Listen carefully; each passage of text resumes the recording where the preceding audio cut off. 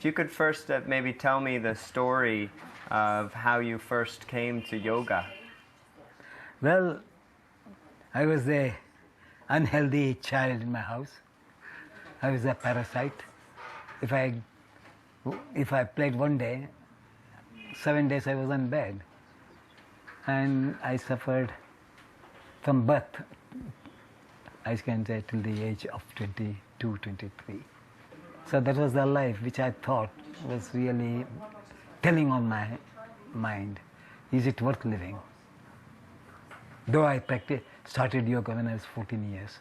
But health only I realized after 7, 8 years of practice. What was your guru's name? T. Krishnamacharya. And he had started a school. He had a school because he is a Pandit of the palace. The Maharaja of Maestro was keen that the royal family should learn yoga.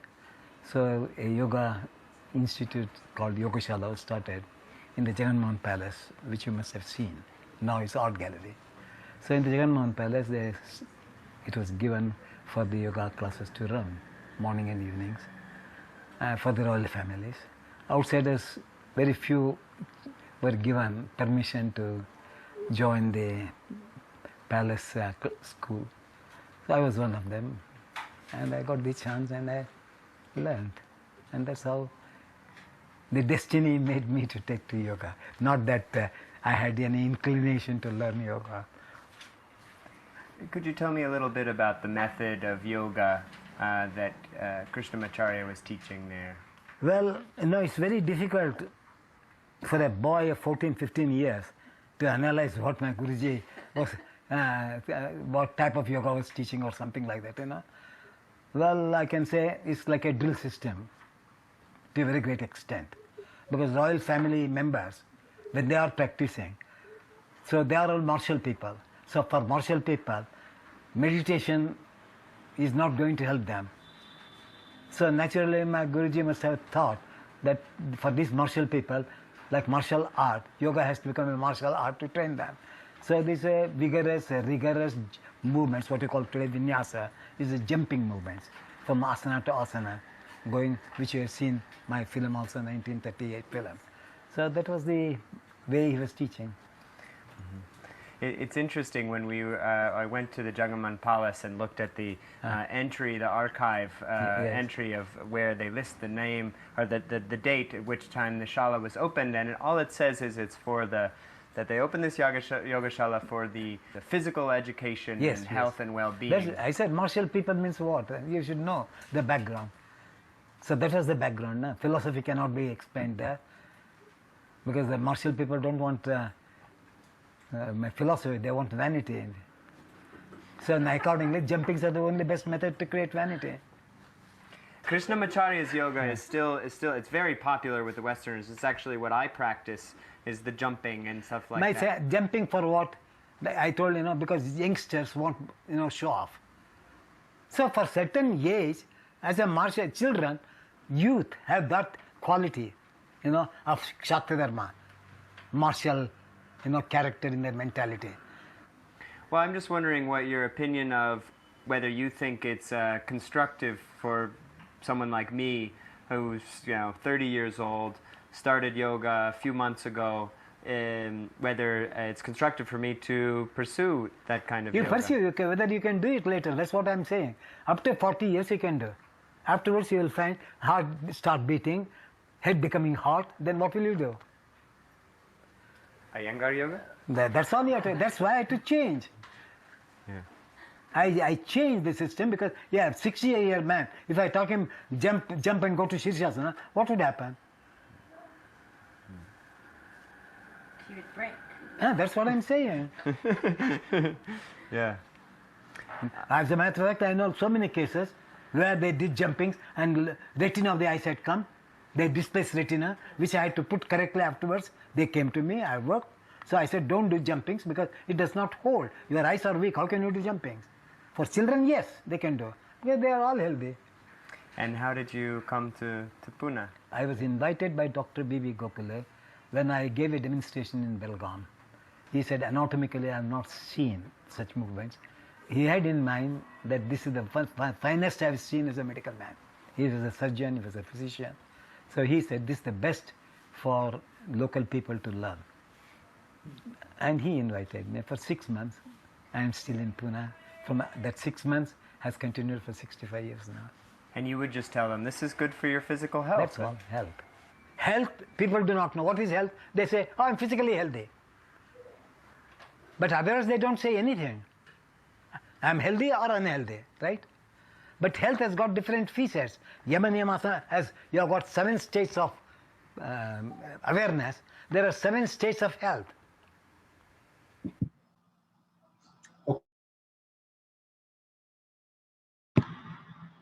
Ok, ciao. Allora, vi ho messo il pezzettino che abbiamo visto giovedì e quindi niente, su consiglio, diciamo, su input di Gaia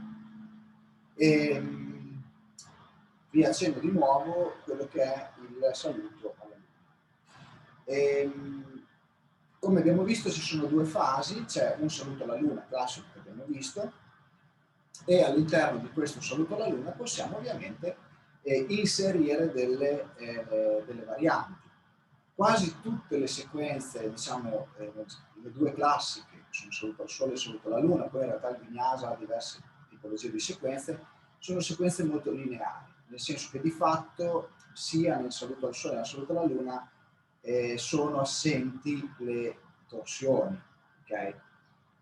L'aggiungere varianti all'interno delle sequenze implica semplicemente il fatto di inserire sequenze che possono essere armoniche e che possono andare a lavorare sui punti che noi in quel momento vogliamo stimolare. Ricordiamo sempre che ad un'azione comunque ne deve corrispondere un'altra che ha di fatto una parte compensativa. Okay?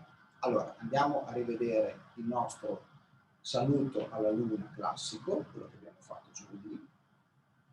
Vi consiglio sempre di partire in questo caso un pochino avanti nel tappetino, in modo che quando andrete indietro non andrete a nulla. Quindi andremo semplicemente prima a portare, ad allungare le nostre gambe e a mettere le nostre mani a coppa, quindi ad andare ad unire, come abbiamo fatto anche giovedì, a stimolare il mignolo e pollice. Ok? Quindi andiamo ad unire proprio in questo senso le nostre mani e andiamo ad inspirare. Inspira. Qui già tendo bene le ginocchia, porto il capo equiteo a terra e i piedi bene a terra. Inspira, porto in basso, espiro. Qui quando vado indietro c'è già una leggera compensazione delle mie scapole che sollevano leggermente i talloni e qui posso entrare all'interno. Il movimento è ampio e morbido. Se riuscite saranno gli avambracci che andranno a terra, ma non è un problema, potete stare anche così se gli avambracci non vanno. Ok? E va bene. Morbido. 1, 2. Vengo in alto, do un attimo l'allungamento alla zona dei lombri, distendo i gomiti, 1, 2, il taglio dei piedi spinge a terra e vengo indietro. E semplicemente vado in Navasana. Vi ricordo che Navasana non è questo, Navasana è questo, quindi è avanti, non è coppa, poi vengo in basso, 1, 2, distendo bene, 1 e 2, e respiro. Qui porto a terra e vengo in, su e giù.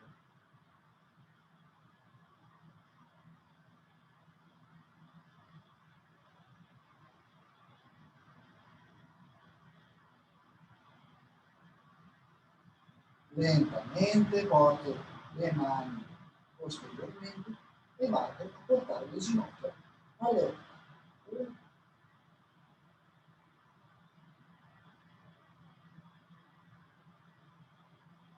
Lentamente scioglie. 1, 2, 3.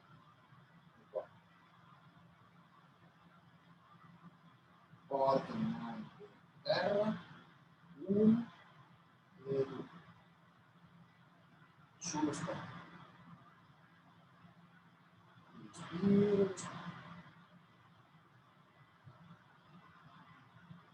Porto il braccio, 1 e 2.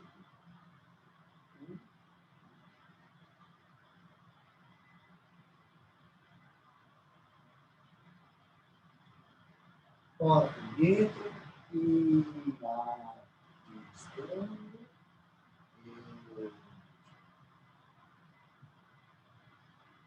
e questo è, diciamo, la nostra prima parte, il classico saluto alla luna. Nel cammino ci si possono inserire delle sequenze che vanno a bilanciare altri movimenti e andiamo quindi a ripetere quello che un pochino abbiamo fatto giovedì, ok? Quindi andremo di nuovo nel nostro saluto alla luna, che quindi, come avete visto, la pratica in questo caso coinvolge soprattutto la zona lombare e la zona pelvica. Nella stanga si fanno dei movimenti anche legati all'apertura delle anche, che noi però abbiamo preparato e abbiamo fatto prima quando siamo andati a fare un po' di eutanasia a terra, la nostra torsione. Okay? Andiamo a sviluppare quindi semplicemente una sequenza dove inseriamo delle varianti. Ok? Allora, possiamo partire di nuovo in questo modo, dando identità comunque alla sequenza. Quindi 1, vengo dietro, 2, espiro, 3, inspiro, respiro. Vengo in alto, porto sull'esterno, porto le mani costantemente, 1, 2, 3, su. Piego le ginocchia, ricordate, piego le ginocchia, mani dietro la nuca, 3.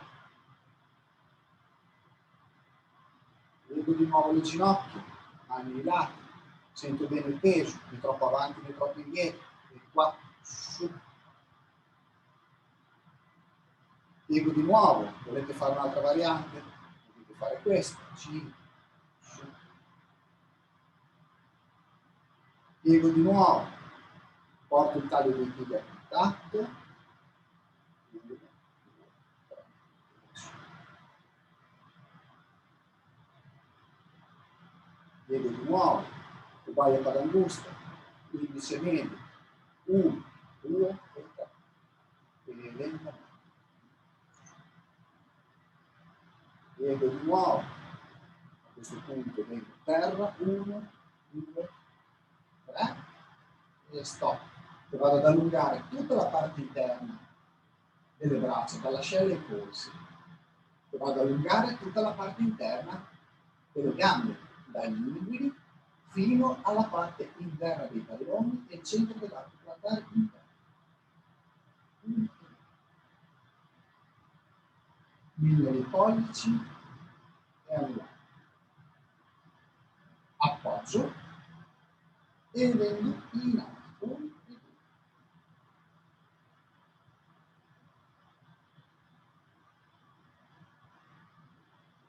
Qui volendo potete inserire un'altra variante.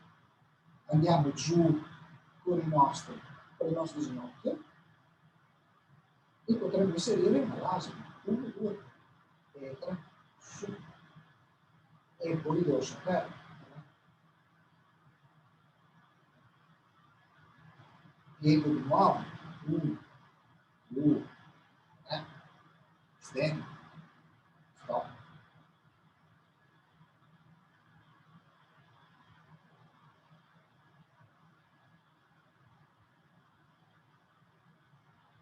Porto qui, quindi in avanti, 1, 2, 3, stop. In avanti. E potete inserire di nuovo le varianti, quindi piegate le gambe, 1, 2, 3. Piegate le gambe, 1, 2, e distendo. Piegate le gambe, prendo il taglio dei piedi esterni,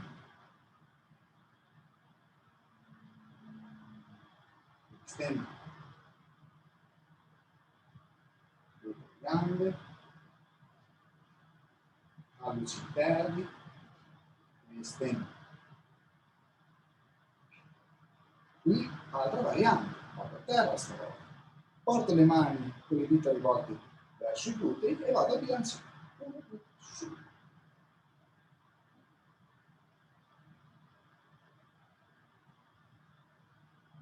Porto a terra, mente in alto, sposto un pochino i talloni e li butto all'interno. 1, 2 e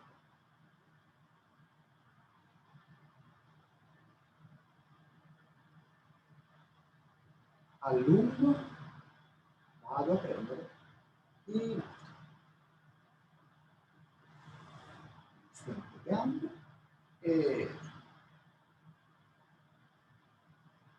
ok, questo era il piccolo spunto per andare un pochino a rivivere la sequenza del Saluto alla. Ok?